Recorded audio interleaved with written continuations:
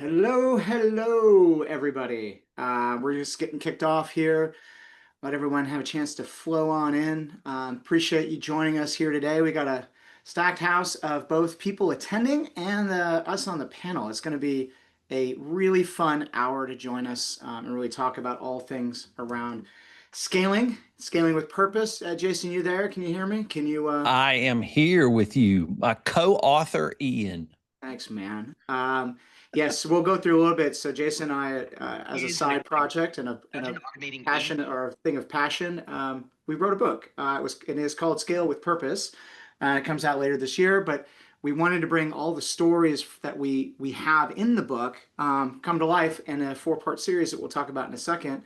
And we've got some of the folks that are on that journey with us in the book and so forth today. So as you all can see, we got Dan, we got Gary, we got David. We're going to introduce them in a second. First of all, just you guys say hi. We'll come back to one-on-one intros in a second. So Dan, say hi. Hey, thanks again, Ian, Jason. David. Hey, everyone. And Gary. What's up, everyone? The Restructurers, Ian. It's like Ian and the Restructurers is like an indie band or something like that. It is like a band. Yeah, it's cool. It's a cool band. So we're gonna go in here. So Tracy already kicked us off. So thank you, Tracy. She's in Reno. And she's got 8 people and 1.3 million struggling to move past that point. You have jumped into the right place. We're going to talk about that. The book is actually all geared for exactly where you are on how to move from 8 through the 20 employee timeframe in terms of how do you grow through that, be thoughtful, understand all the things you want to do intentionally get through that. And what we're going to be talking about here is 3 people who have actually gone through this, but they had to do the restructuring completely. And be able to relook at the business in totality and how they were able to navigate that. And so just to give you guys a sense here, I'm Ian Vacin, co-founder of Karbon, also helped write the book with Jason that comes out in December in all of your hands. Jason, anything about yourself? Hey, Jason Blumer here. Good to see y'all. Just been leading Thriveal, a community consultancy training organization for firms for 15 years and leading our firm for almost 25. And it's great to see Tracy's comment. I think what a lot of us don't realize until we get around other people is that we're all trying to figure this out with our firms. And so we're all having to change our firms. That's a big part of our book. We say you gotta design your organization in the book.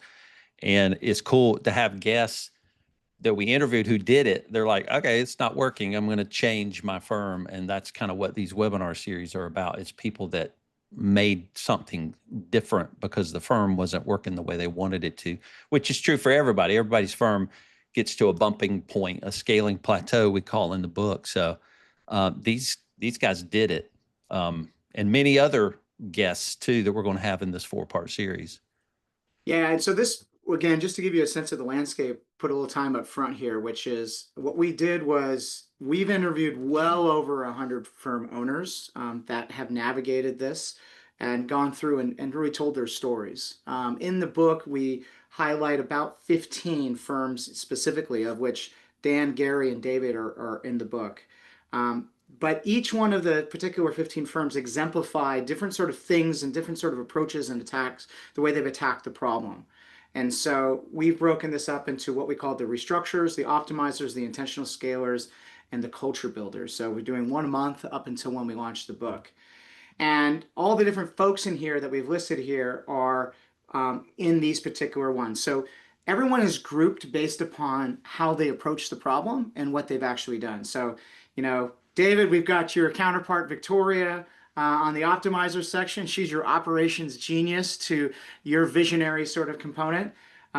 Steph Hines, who I've taught with for quite a long time, is paired up with Chad Davis and Antonia on the intentional scalers. And then again, you'll see there on the culture builders, we got a great one, which is the Ackermans.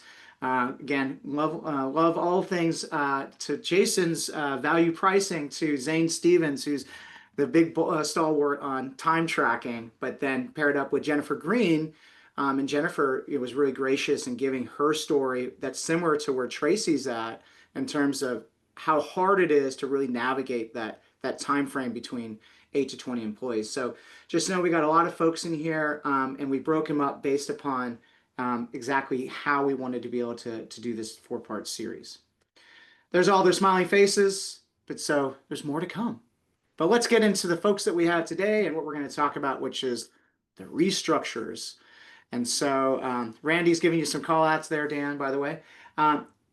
What's interesting with the three people that we're talking here today is at times when you go through things, you realize that maybe you need to make a step change difference.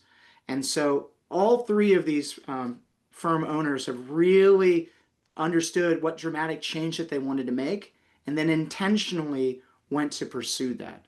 So I'm going to hand the reins over to you, Jason. You're going to take us through a little bit of Q&A and a little bit of a dig and a deep dive in here. For those of you on the webinar, for those of you watching this recorded, I'm sorry, but those in the webinar, go ahead and put the questions in the chat or the Q&A. I'm going to throw those in to our conversation today. Very cool. Yeah, this was a cool project to write a book on really the technical nature of scaling a service organization. That turns out this is really difficult to do. So that turns out to be very complicated. And the more Ian and I studied it, the more complicated it became. I think Ian and I started learning from each other, going, what are you writing? And I would have to learn the things he was writing. But Ian he's a researcher by nature. I've always been an entrepreneurial coach and consultant, but Ian is a very heavy researcher from his academia background. And so he interviewed buckets of people. These are three of the people that we interviewed and studied the transcripts.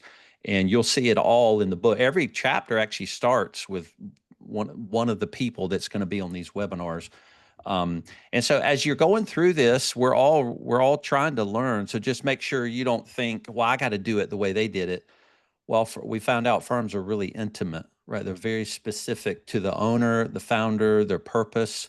And you're going to hear some really cool ways they built their firm, changed their firm when some of it didn't work the way they want. They actually changed it.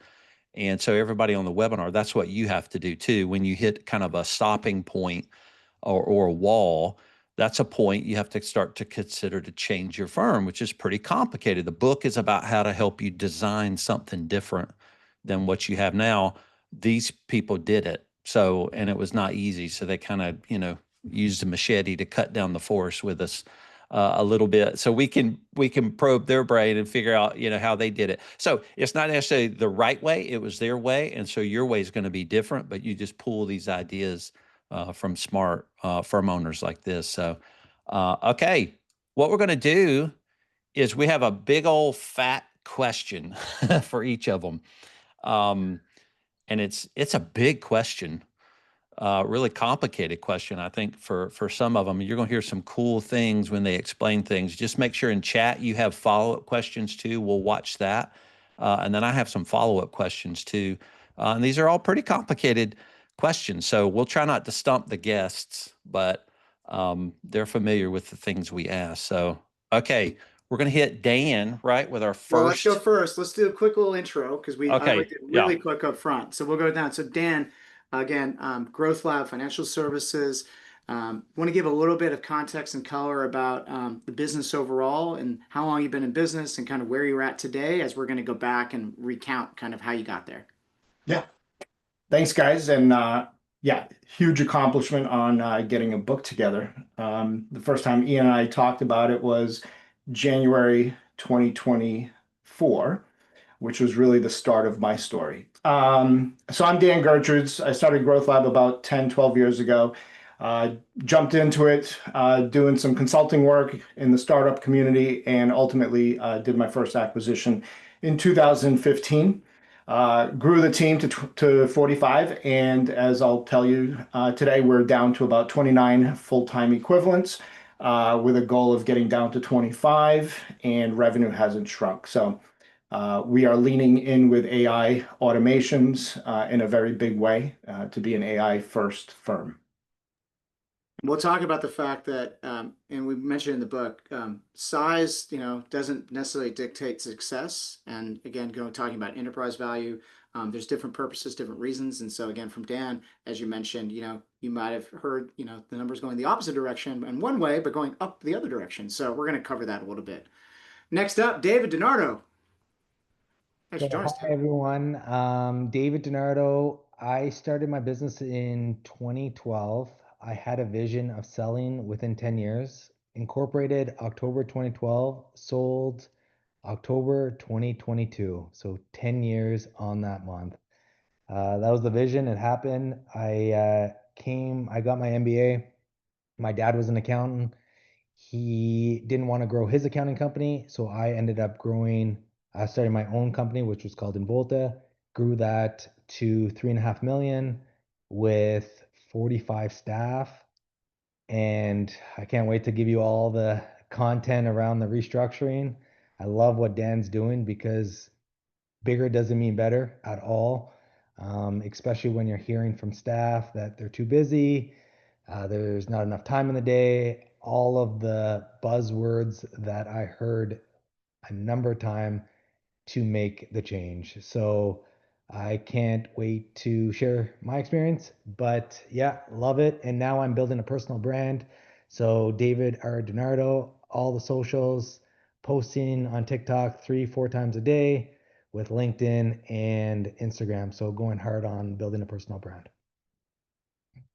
So check them out. Hey, David, can you put the details in the Yeah. chat for everyone to see that for the personal brand? Yeah. Going over to Gary. So Gary, again, we're going to talk a little bit about your sort of restructuring and whatnot. But Gary, you're the lifestyle preference. I forgot the right word. Lifestyle coach is probably the best way to put it right now.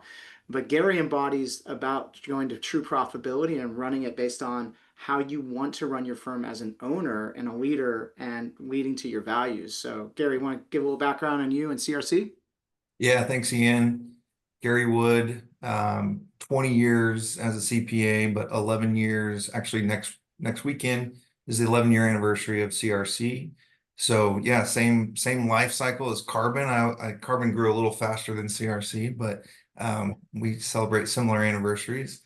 But yeah, it's interesting, like the 8 to 20. I commend you guys for writing the book. I think it's inspired me in some ways to, if you want to learn something about a topic, the best way to do it is just go out and research it and write a book about it. So you guys have really went all in and dove deep into the intricacies of running a firm, and specifically, I think the results that came out of that was that size of 8 to 20.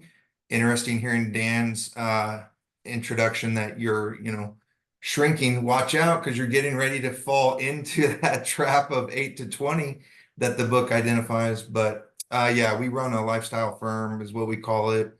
It wasn't always like Jason said, it wasn't always the right way. It just became our way and has kind of become our brand around firm running is running a lifestyle firm. So yeah, looking forward to talking about the journey and how we landed there. So we're going to jump into the next piece. So I'm going to hand it reins over to Jason, but we're going to run in 15-minute segments. Everyone gets to play. So one of you gets to get on point first, and then we're all going to work together. Sound good? Yeah. Over to you, Jason. All right. Okay. So here's our first question for Dan and all the things he went through. Dan changed his firm a lot, and Dan does lead with metrics. So it's like what metrics started telling you what to do? What warning signs started letting you know that your flat structure had reached its breaking point? And that's kind of what you'll see in the book. We have to, stretch our organizations out from flat to, to start adding in some layered components to it. And how did you sequence the transitions to vertical accountability without losing key team members? So that's a big question, Dan. So maybe the first part, what started telling you, hey, this is not working? I mean, what did you start noticing? Yeah. So for the record, you guys said you don't need to prepare. I read the question. I was like, there's no way I'm not preparing for this question. Okay, good. So I do have talking points. This is like loaded. I'm going to start off by it's like, put the numbers aside. I actually come from a restructuring background. I spent 4 years doing this in corporate from 2008 to 2012. It is not easy. There's relationships, it's people.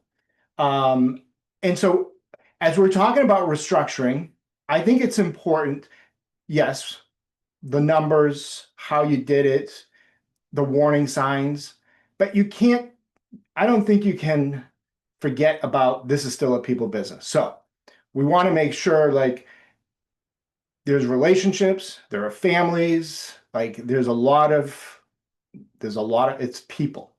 But back to the question, you know, the metric that I like to lean into, and I know this is a metric that's used probably more in the world of like carbon and SaaS companies, but it's the rule of 40. So I'm going to kind of take you through the 2022 early warning signs, which fell on deaf ears, my ears. Two, I'm going to talk a little bit about my gut feeling in 23, and I think 24 was the validation, but not in a positive way. It's not aha. It was what we ended up having to go through. I'm going to do this in 5 minutes, Ian, because I did prepare. So I'm going to start with like the rule of 40. So the rule of 40, think of it as revenue growth and EBITDA margin for our business, service-based business. I believe it's a powerful lens. It shows when revenue growth can no longer hide profitability weakness. So the way I look at the rule of 40 for our business, because even though 80% of our monthly recurring revenue is quite stable, there is going to be choppiness because of tax prep and file, for example, a special project. So I like to look at trailing 3-month revenue year over year, and I like to look at that change. So that's my revenue growth. Next, EBITDA margin, weighted average EBITDA for those 3 months in question. So I take that and I spread it over 24 months. I've been known to be a storyteller. I love the numbers. I love to see how things kind of play out. Now, back up to 2022, late 2022, I was actually at Jason's Thriveal Deeper Weekend. Deeper Weekend, yep. And I was in the process of closing my 3rd acquisition. But here's 2022. Revenue growth was still strong, often between 20 and 60% year over year growth, but margins were quickly eroding, slipping down into single digits by November and December 2022. The rule of 40 dipped into the mid 20s, and that's well below the 40% healthy benchmark. And this was technically the first sign that growth we weren't going to be able to sustain the growth without thinking about cost discipline. However, even though that's what the numbers say today, the one rule of like M&A is management distraction. It fell on deaf ears. I wasn't watching the ball. Next, 2023. This is the turning point. You get the acquisition done January 1st, first half of 2023. It looks decent. Growth stays positive, 20 to 30%. Margins were actually healthy in the year, 15 to 25%. We actually peaked the rule of 40 at about 58% in March 2023. But I was starting to feel like the wheels on the bus were coming off after the acquisition. We lacked management framework. We didn't have EOS, and we can touch on that later. And that's when the second half of 2023 was just the gut check moment I had. And that's when revenue began to taper. Margins collapsed. I remember being on a webinar with Ian about a year ago. We're still living through the hangover of the Great Resignation. I believe I used those words with you, Ian. And I was feeling it at the beginning of 2023, but it really, until revenue starts to slow down, and it always starts, the first is churn, and then customer acquisition, which that begins to happen in 2024. So by the end, yeah, we had slight growth, but the cost structure was just unsustainable. And by the way, for the record, my EBITDA number never included any shareholders in those numbers. So this is just pure operations from delivering service and operating the business. And so this is when I started to feel like I have to act. And the data was starting to validate how my gut was feeling. And then the validation in early 2024, 4 months after I started the restructuring process. And by the way, you just don't restructure by letting people go. You actually have to hire into letting people go. The irony, because there's going to be risk. It's crazy. So by May of 2024, the rule of 40 dropped to 8%.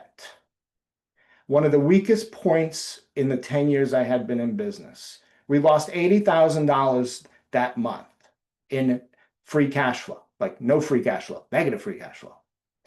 But remember, when you start to restructure, you're not just like peeling the Band-Aid, you're ripping the Band-Aid off. So a lot of those expenses get flushed through the P&L over the next 3, 4, 5 months. It's a process. It's a 1.5 year process, easy. Restructuring, if I had delayed the restructuring until mid 2024, those cuts would not have, they would have had to been reactive and forced, and it would have been much tougher conditions. And so acting in late 2023, as hard as it was, it allowed me to proactively, while revenue was still relatively stable, address some of the costs. And so the key takeaway is I like the rule of 40. I like to look at it through the lens of here's my rule of 40 based on trailing 3 months, year over year. But I also like to peel that back and show the drivers of the 40, the revenue growth trailing 3 months and the actual EBITDA. The goal here is when you look at the rule of 40, you know how economists refer to soft landing? When you start to sniff that revenue slowing down, the goal is to get those margins up as revenue. The soft landing is the intersection. That's not what happened in my company. They both kept going down. I love I love this, Dave. This is so good. It's wild that you're saying the revenue growth can often hide from you lower profitability happening over and over. And you're saying the intersection got to a point where you couldn't do that anymore. And so some of us need to realize our revenue may be growing so quickly, it's hiding some of the profitability issues we have internally in our operations efficiency and our labor margins. What did you do? So the other part of this question is you got to restructuring a company happens in a sequence. You do something first, you do something second, you do something third. There's some things you can't do first because those come after other things. So what's the sequence? You're like, all right, you figured all this out. Now you've got to go make this transition. What's some of the first things you do? And then what does that lead you to next? And once you get over your skis, and by the way, like I always say, like revenue does hide a lot of sins, but the reality is in order to achieve that revenue, you need to make those incremental investments that flow through the P&L in our types of business. Because of the elasticity in our margin contribution, it's actually kind of low. And therefore, if it's low, you can't just chip at the edges. You can't just like, oh, I'm not going to pay for that technology. That's $10 there, 20. You got to look at like, what are the drivers of cost, big drivers, and what are the impediments to that change? And so, you know, for us, it ended up being deep changes. And I ended up hiring ahead of those changes because, you know, if you let one person go, there's a good chance that one or two others may leave. And so you still have to protect your franchise value while you're going through this restructuring. Even at 45 employees at the time, like you didn't want to rock the boat with your revenue because you still needed that revenue to cover your expenses while you're chipping away at the expenses. What really happened in 2024, and a lot of firms that I talked to, they weren't experiencing, well, they were probably experiencing, they just weren't seeing it because a lot of us, traditional firms, like it's a boondoggle in Q1 in most firms. Like you guys are taking in like 50, 60, 70% of your revenue in Q1 or in April. That hides even a lot of other stuff like customer churn on the recurring side. And so it's a little bit of like hedging your bets, but you got to move forward with the changes. And so, you know, I know the question is, how do you do this without losing key team members? Jason, I got to tell you, I start every single town hall as of Q1 2024.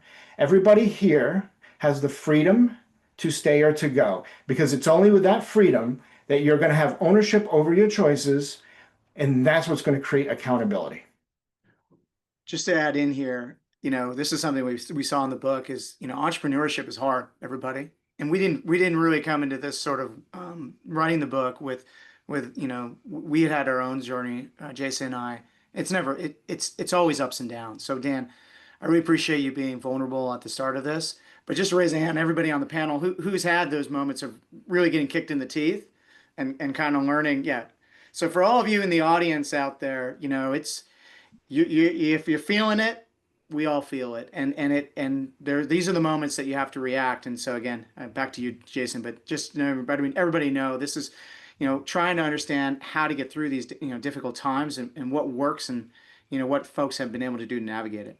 Yeah. Back- Just a couple, I know, because we're going to try to do this maybe in, 12 to 15 minute increments. But Dan, culture was an issue.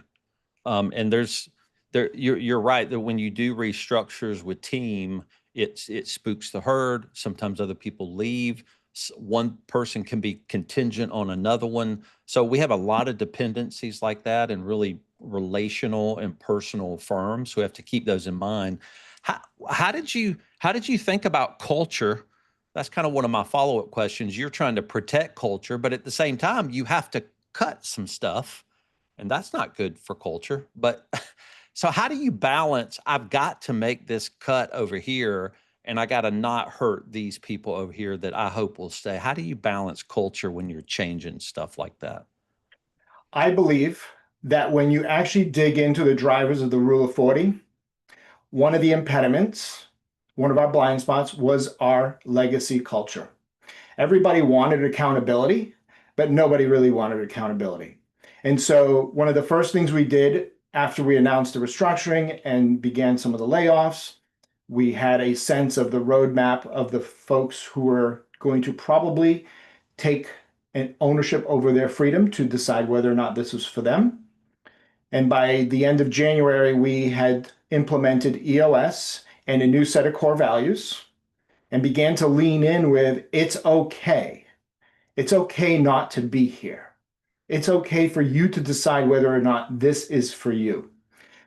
To say I was trying to protect a culture, I was trying to reinvent, recreate the culture we want, because for those of you who haven't read this book, you totally should. What got you here, it ain't gonna get you there. And sometimes that means the people and the culture and everything you've known. So so that's interesting. When a lot of us, especially post-pandemic, we feel teamwork differently. It just feels differently to lead a firm, especially a virtual firm, when things are a little bit more disjointed. So culture sometimes, and probably for a lot of people, is something you need to tighten up. Culture is what it helps you create an accountable culture, core values. And so that's interesting, Dan. Julie and I, my partner, we introduced new core values last year. And because it was time to tighten up, lock up, restate, redefine. And that core values leads you towards, we're wanting more accountability as a result of restating the culture we want. And Dan, it sounds like that's kind of some of the things you were doing by using core values as one of your tools, your levers to pull. Yeah, if there's one thing like I learned about culture, it's leading with intentional culture, like the culture that you really want. If you look back at our history, our culture was sort of bolted on, colloquial. I even at one point in 2023, I said, this feels like a country club. That's crazy. And we've got pockets of, and it's great. I got to tell you, even to this day, like former employees, like they still hang out, like they've created true relationships, and it's wonderful. But if we go back to the first GL Con we did, the first song that Don Brolin and I danced to was "We Are Family." And I realized, like, no, we're not family. Like, oh boy, we never, like, we don't use that word anymore. And that was different, because when you're building a company from scratch, like all you have is passion, grit. Like you're trying to keep the people together. I used to say, this is a crazy industry. These people leave at 5 o'clock on a Friday, come back at 9 o'clock on a Monday. What if they don't come back Monday? What if they don't come back? How do you keep people together? Relationship, love, purpose. No, now it's, we're here together because we're a team. We've got a common cause. We're compensated for that. We've got goals that we can rally around, and you have the freedom to be on this journey or move on. And it's okay. I love it. That's good stuff. All right, Ian, what are some thoughts you have before we move on to the next question? Well, I actually want to bring in Gary and David because they've been sitting on the sidelines here, and just some thoughts that you guys might want to express in regards, or even a pointed question over at Dan. Well, thank you, Dan. I think that content was great. And the thing I'll add to freedom, which our culture was around performance and freedom. And at the beginning, when I started to build the culture out online, I always said freedom, then performance. And it took me about a year to switch it. You get freedom after performance. Here's your job, here's the deliverables, here's the accountability. And then if we price it right, you are able to deliver it. We get the right clients. I always said, put the right people in the right seat doing the right work. That's my job. I got to put the right people in the seat. I got to find the right clients, and I got to do the right work or get the right work. If I do those three things, if you hit performance, I don't care about Friday afternoon or whatever comes from it. Like, let's celebrate that together. So just to add on to that, to you, Dan, from a culture perspective, once I did that tweak of conversation, the whole culture completely switched. Yeah, I think it's great. I was just going to add, there's a Karbon webinar that you and Jason did. It's the courage to say no, why capacity management is for the brave. It talks about a lot of these things. There's a book reference in there, I think, about confronting our freedoms by Mr. Eve, if I'm getting that right. I think, and it all talks similar to what Dan and David were just talking about, with the culture around freedoms. And I thought you guys did a really nice job on that. So I just wanted to reference that in the Karbon resources. But also I thought, Dan, your story about the rule of 40 and revenues hiding inefficiencies is so good, because it's so much part of our story too, which I'll get into in my segment. But we 11-year history, but my partner and I bought a high volume tax factory and have transformed it into an advisory firm. Well, a lot of what we noticed early on, we bought a tax factory. We didn't always want to keep it that way. We knew buying it that we wanted to transform it. But if you look at the way a tax firm operates, like if you just look at the P&Ls month over month, like there is that high leverage in the first 10 weeks, first 2 months, 3 months of the year. And then there's this give back period for being, because of the staffing model. And so we always were like, what if we had that much leverage year round and there wasn't as much of a give back?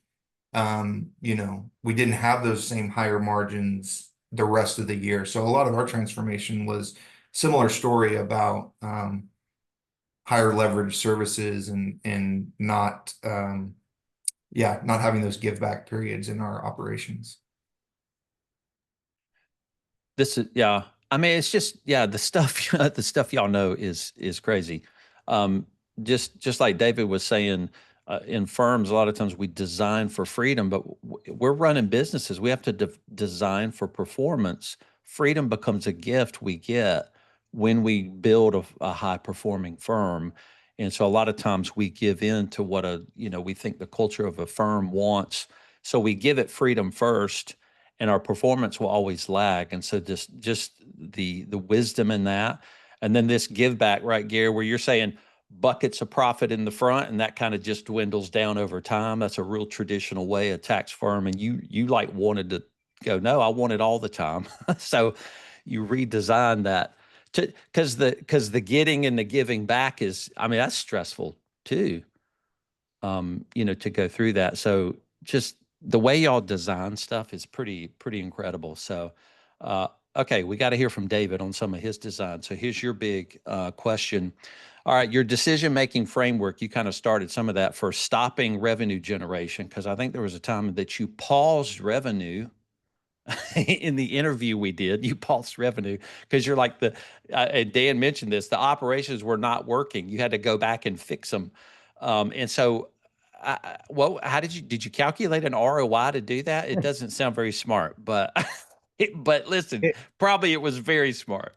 How'd you do that? well, you go back to what Ian just said about entrepreneurship, and it's like you got to follow your gut a little bit and have those sleepless nights and like really dive deeper. And that was kind of one of the things. I was chasing revenue 100% when I started out, buying the high volume tax businesses, buying these businesses, just chasing top line revenue. And then in 2018, 2019, once, and I do recommend next month with Victoria, she was my right hand person. I was the visionary, and I just wanted that scorecard every day of where the business was from a deliverables perspective through Karbon and through everything the team did. I wanted to know, am I pricing it properly? Do I have the right clients? Are they doing the right work? And once I dove just like 20% deeper into that, I had one client calling one staff member 10 times a day about what the government wanted from them and all the emails. And I had to train that individual to say no. I could have priced that client through the roof. I would have never made any money on that client. So I had to look at pricing. I had to look at the staff, and I had to look at the work. I posit, I forget the exact number, but it was probably like a $500,000 decision. Oh my gosh. Yeah, like within 6 months. Wow. Now, if I didn't do that, it would have been a slow burn. It would have taken a year and a half, maybe more money, maybe hidden money, to rather just rip the peel. And to keep it very simple, after reflecting on the last 15 years, the one thing I would recommend everyone, these hybrid processes, in my mind, don't work. If you want to go to value prices, remove timesheets. If you want timesheets, do time and billing. If you want to work in the office, work in the office. If you want to work virtually, work virtually. Having a virtual office and an office, you have two different processes, two different clients, two different staff. It is 10 times harder for visibility in this structure. To have time and billing and not do time and billing, it's harder. So we were this hybrid of everything because there wasn't content out this. There wasn't these books. There was the Ron Baker books about value pricing and doing that. And then there was other operations, and it was trying to match everything together. Once I made the decision of like, it's going to be one process, one client, one flow, one everything became easier. Visibility became easier. Decision making became easier. Culture became easier. And that's when our profits went through the roof. Our revenue went higher. We had less staff, less headaches. Deliverables were all up because I simplified everything. Yeah. But so you did it with David with data. You're like, I got to do something. You went and got more data, more metrics. And is that what you got Victoria? Because she's the operational integration side. You said, I got to start seeing dashboards, scorecards. That's where you leaned, it sounds like, data. Data, ignition. I looked at the proposals. I brought in we had an operation model with like smaller teams, and I brought the smaller team in, reviewed engagements with the clients, got their sign off that this amount of work is accessible for this person. So when they call, they know what they have to do from a deliverables perspective. I got Karbon so clean that I knew when things were due, how things were operating, when things were going to be done. So that as a business owner, I could start coaching on those decision making. That's our job. Getting the data. Then what do you do with the data? That's the first part. The second part is how do you coach this individual to effectively perform this task or not perform it? And that leads to culture after that. Because after coaching and being available, because I'm a big believer, like put in the right things, processes, people, and then coach on it and then make decisions. I don't want to let someone go or give someone a promotion without all this data or without the data. So while you're going through the coaching process, that's when you can determine who's the right fit for you and who's the right, and on the client perspective too. We can't always just look on the employee side. We always have to look at the client side too. One question that came up from Alma was she was just asking, she said, look, keep it simple, right? Choose one way or the other, value pricing or time and billing. Yeah, she just wanted to know, did you have an opinion on value pricing or time and billing? And my opinion on that is it's really what's right for you, but what's your vantage point on that, David? I think if you're going with time and billing, it's a different culture. It's more of the traditional culture. It's what exactly how you feel like you're a better leader in whatever direction those are whatever direction that is. So if you want time and billing, that's a specific leader. If you want value pricing, I think that's a different leader. So you got to figure out who you want and what your business is and go after that type of process. It's interesting you say that because in the book, that's one of the things we learned from all of you is that, you're the entrepreneur. You're the one that signed up for this journey. And that means you have you have all the hard things on your shoulders to decide, but they're your decisions. You need to figure out what you are going to best thrive in, the organization that you want to drive. And those are decisions that are personal. And then they transform into the culture and the team. And then over time, that evolves and you have to check your ego at the door. And so again, bit of that. Back to you, Jason. Yeah, good stuff. Okay, couple things, David, because we have some more time to follow it with you. What's the pod? Talk about pods. That's becoming popular. We talk about it in the book. It's a service design change that a lot of firms are employing, and I think you went intentional into departmental pods, and like just let's act like we're in second grade. Like, what the heck does that word even mean, and what were you trying to accomplish with redesigning that way? That's a great question. So before we went to pods, we had a salesperson, then we had a manager, then we had a bookkeeper, and then we had a tax person.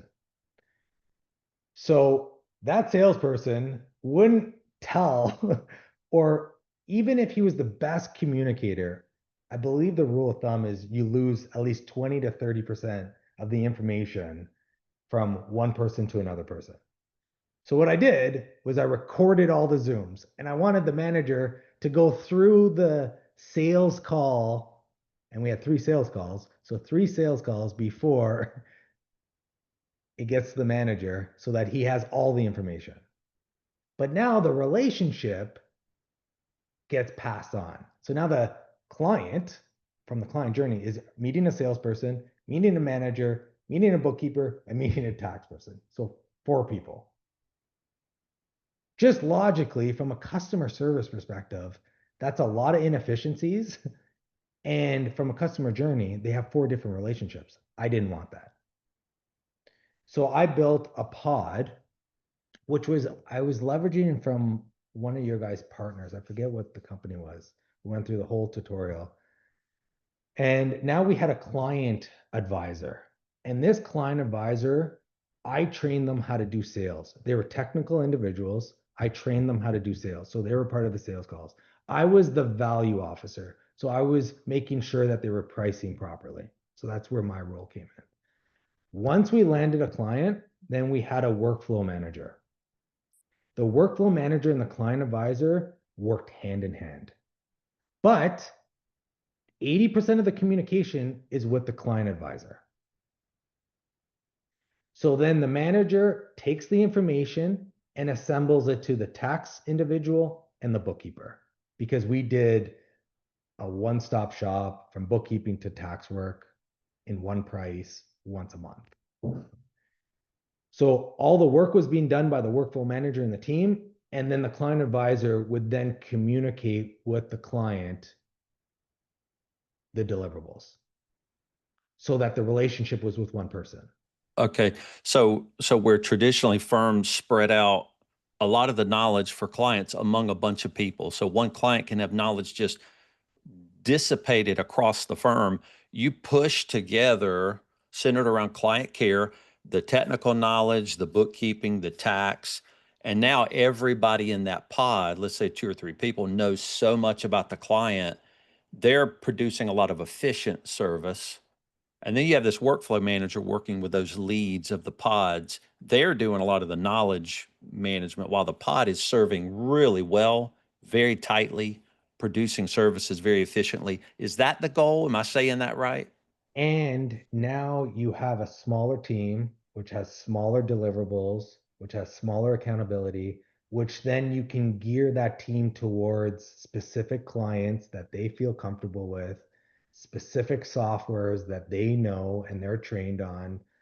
A lot of things get even more simple when you have a smaller team, and that team has a revenue deliverable, a workflow deliverable, a cultural deliverable. They all have different metrics that they have to be accountable for. Okay. Because if the pod, you're saying if you get a good pod together and those people work well together, you might find they're really getting into real estate.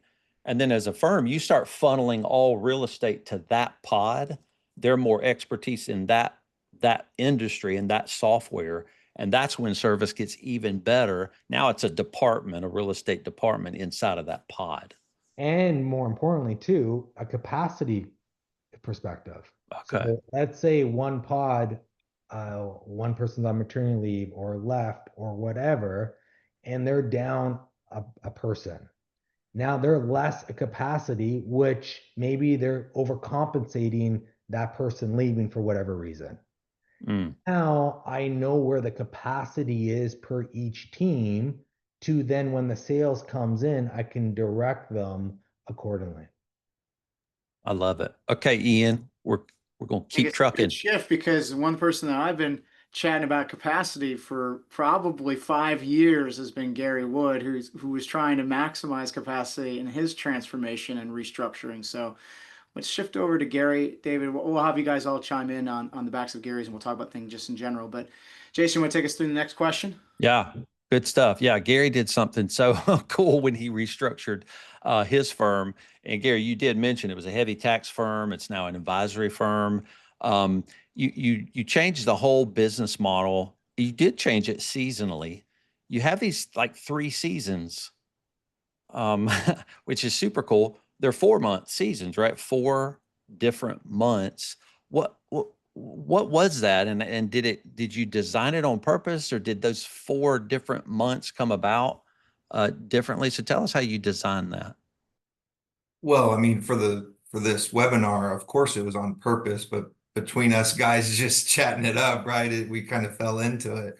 No, I great tee up because yeah, I've been talking capacity planning with Ian ever since I met him and got to know him. But yeah, so it's a high volume tax factory, high leverage margins, the front end of the season, and then the give back periods. And so we wanted to, I always say what we got good at is we just mastered the service schedule.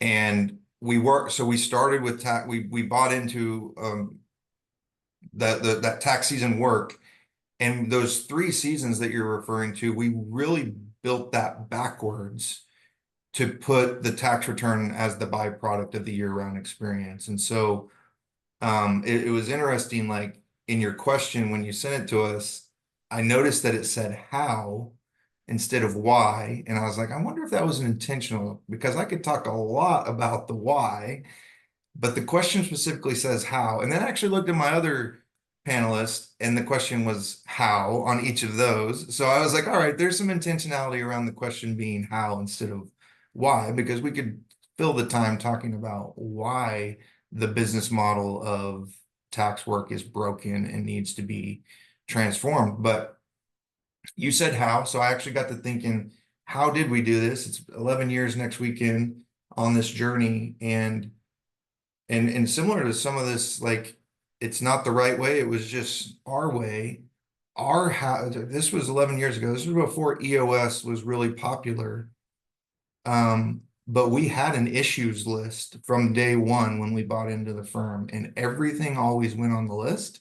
And I have a business partner, and I do think the journey through transformation, scaling, all of that, there's pros and cons to having business partners along on that journey. Obviously, David has Victoria helping him along in that, but my journey's maybe interesting or unique just because I did have a business partner that we collaborated through all these decisions. And so from day one, the how, if I really look back, and I did look back at the archives, we had consistent partner retreats to review, and we never ever rescheduled a partner retreat. We never let other priorities get in the way of those partner retreats, and we were constantly prioritizing the issues list, which would be a lot more familiar for EOS companies and firms now. But I can remember there was times in those early years where we were literally prioritizing admitting the next equity partner against an issue like a plumbing issue in the men's bathroom at the firm.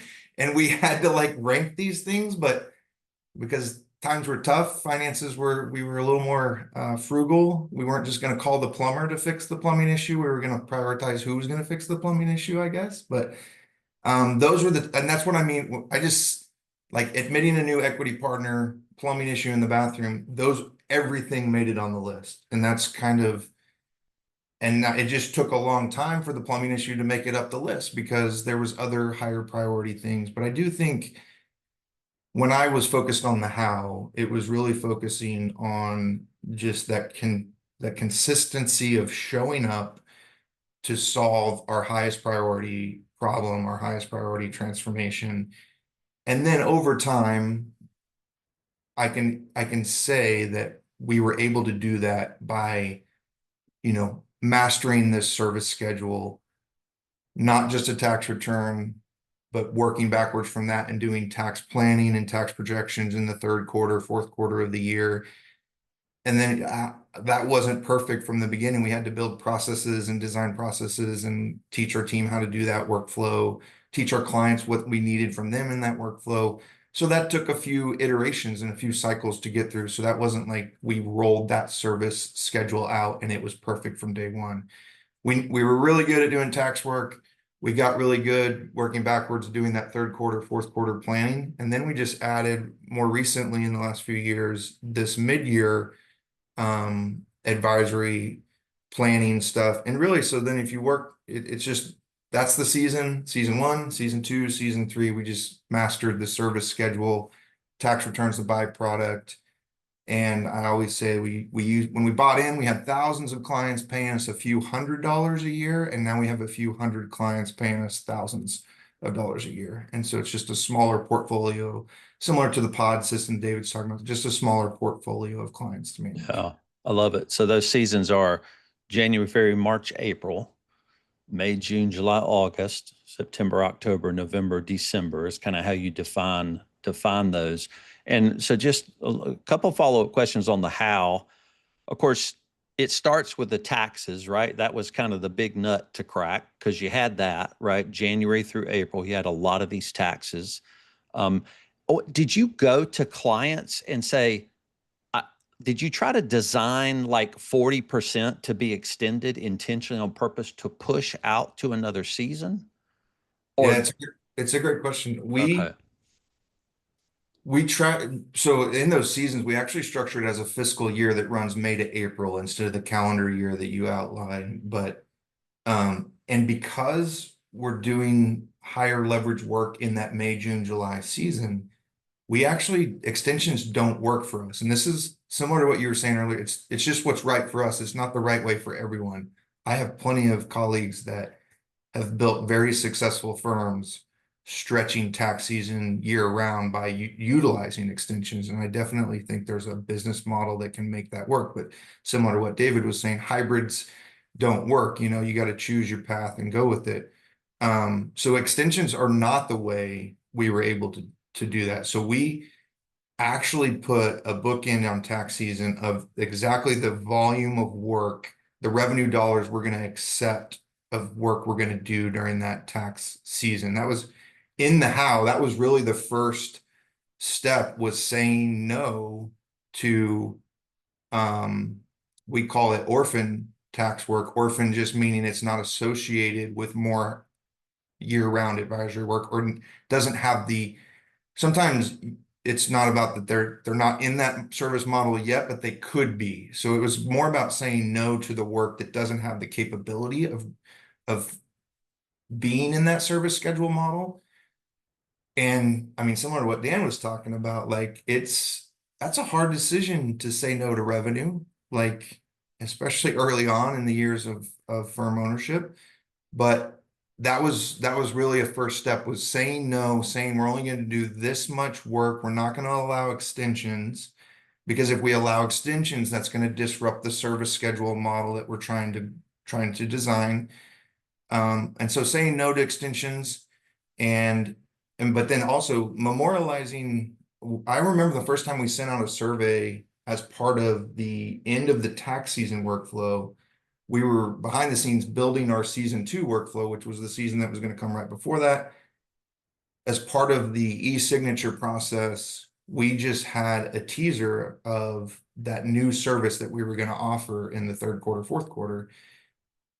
Overwhelming response of people wanting to enroll into that service, to the point where we actually, it was actually too good of an offer. Like, we made the offer, there was too many people. We didn't think we had the capacity to say yes to all the people that were interested in that service. So and then kind of solving the time puzzle, we knew we had to shift more of our, because we never wanted to just work overtime for our team, because it's part of the lifestyle firm culture. But so bookending in tax season, our team is only going to work 45, no more than 45 hours a week for those 10 to 15 weeks, when they may have used to work 55 during that season.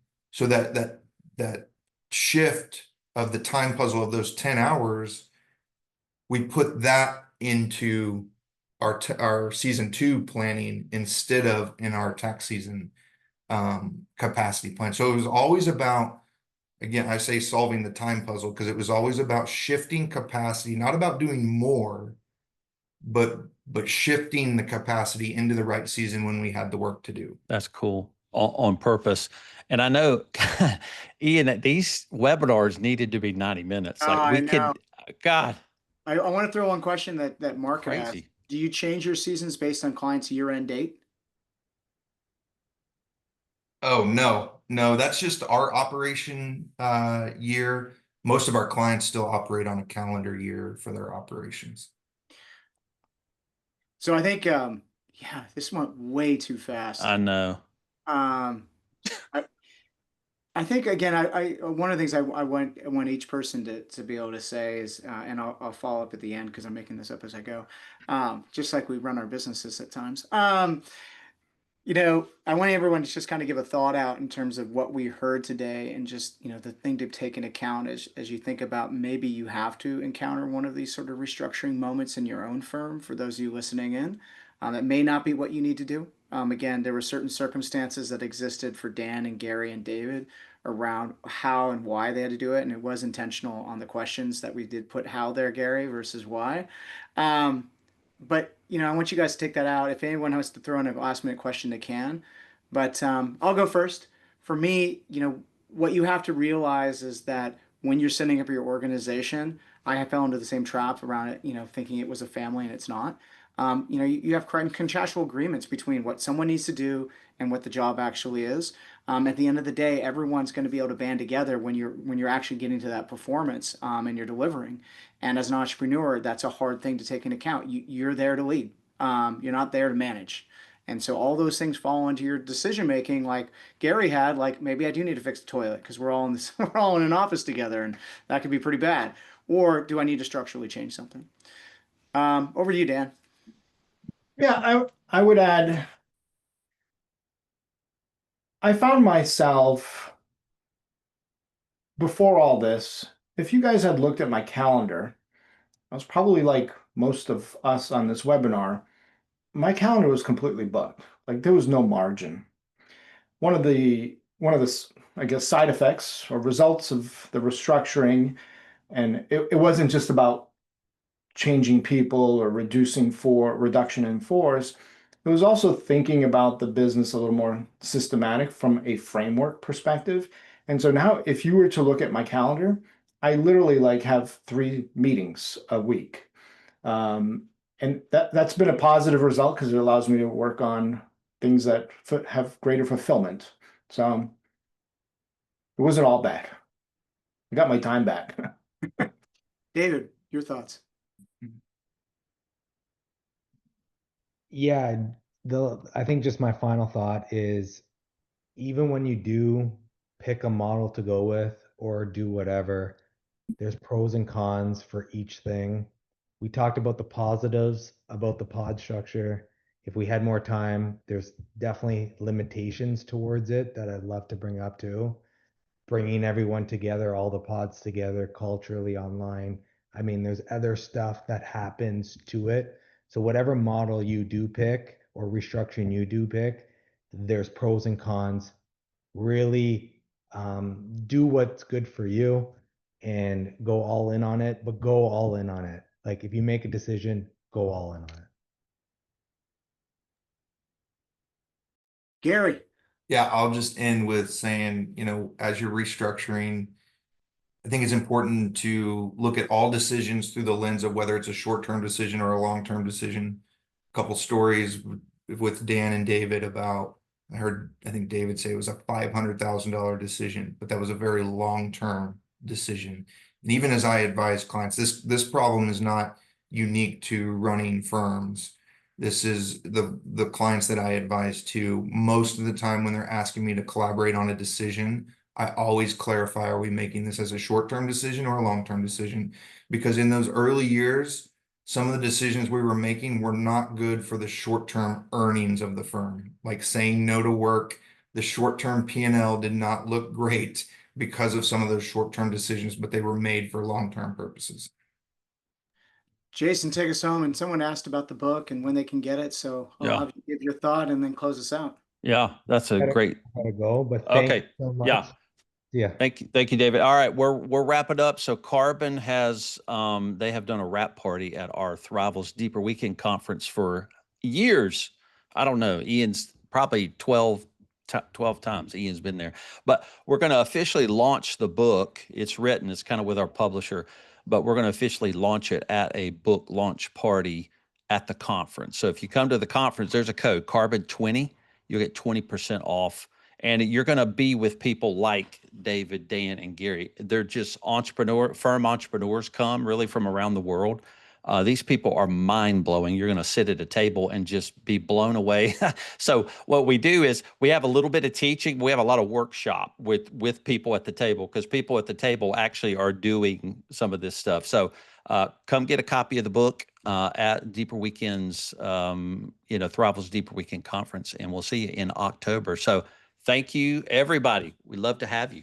Big Learned round so of much. applause to Dan and Gary and for David be able to share their stories and their vulnerability and just what it means to be an entrepreneur and join us on the particular tour as we do there's 3 more coming up each month. So join us. Thank you, everybody. Okay. See y'all. Bye-bye.